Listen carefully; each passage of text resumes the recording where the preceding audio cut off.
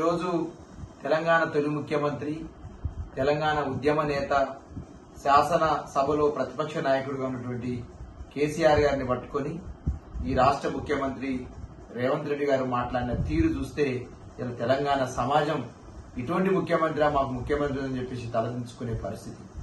ఒకవైపు తెలంగాణ రాష్ట్రం కోసం తన ప్రాణాలను సైతం లెక్క చేయకుండా తెలంగాణ రాష్ట్రాన్ని సాధించి తెలంగాణ రాష్ట్రంలో ఒక రైతు బాంధవుడిగా మారినటువంటి తెలంగాణ ఉద్యమ నాయకుడిని పట్టుకొని ఇలా టీచర్ మీద ఉన్నావు, మార్చిరికి పోతామని చెప్పేసి మాట్లాడడం ఇలా పూర్తిగా ఖండిస్తా ఉన్నాం. ఇలా రేవంత్ రెడ్డి మాటలు చూస్తా ఉంటే పిచ్చి పీక్ ఎక్కిందని చెప్పేసి అనిపిస్తా ఉంది, మెదడేమో మొఖాలకు పోయిందని చెప్పేసి అర్థమవుతా ఉంది. మరి ఈ విధంగా పిచ్చి పిచ్చి ప్రేలాపనలు, అసంబద్దమైన మాటలతోటి ఇలా రేవంత్ రెడ్డి గారు ఇలా అబద్దాలకు మరి పిచ్చి ప్రేలాపనలకు బ్రాండ్ అంబాసిడర్ గా తయారైనారు. ఒకసారి ఏం మాట్లాడతాడు, పీవీకి సిస్టమ్ ఆన్ ఆఫ్ చేయడం తెలదంటాడు. కేటీఆర్ గారిని పట్టుకొని డాటా ఎంట్రీ ఆపరేటర్ అంటారు. కోలకత్తాను చెత్త నగరంగా మారిందంటారు. ఢిల్లీ నివాసయోగ్య నగరం కాదని మాట్లాడతాడు. హైదరాబాద్ లో 3 వైపుల సముద్రాలున్నాయని మాట్లాడతాడు. అదేవిధంగా దిల్సు నగర్ లో విమానాలు దొరుకుతాయని మాట్లాడతాడు. అదేవిధంగా తెలంగాణ ఉద్యమ నాయకుని పట్టుకొని, తెలంగాణ తొలి ముఖ్యమంత్రిని పట్టుకొని మరి అలా 3 ముక్కలు చేస్తా మూసిలో కలుపుతాని మాట్లాడతాడు.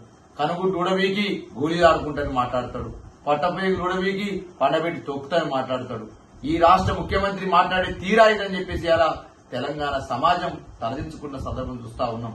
ఒకవైపు రేవంత్ రెడ్డి గారు పరిపాలన చేతగాక ఇలా పరిపాలించమని ప్రజల్ని చేతికిస్తే పగ్గాలు, ఇలా పరిపాలన చేతగాక ప్రతీకార పాలన చేస్తున్నటువంటి రేవంత్ రెడ్డి గారు ఖబర్దార్ నీ మాటలు జాగ్రత్త అని చెప్పేసి ఇవాళ నేను హెచ్చరిస్తా ఉన్నా.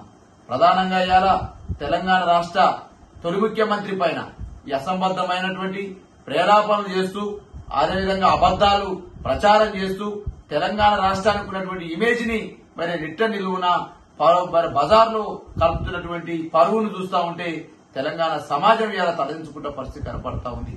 కాబట్టి ఈ వ్యాఖ్యలను వెంటనే తెలంగాణ తొలి ముఖ్యమంత్రి పైన చేసిన వ్యాఖ్యలను విరమించుకోవాలని చెప్పేసి మేము డిమాండ్ చేస్తా ఉన్నాం.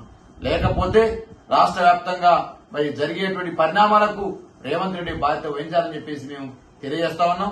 మీ డాక్టర్ దూదిమెట్ల బాలరాజ్ యాదవ్, మాజీ కార్పొరేషన్ చైర్మన్.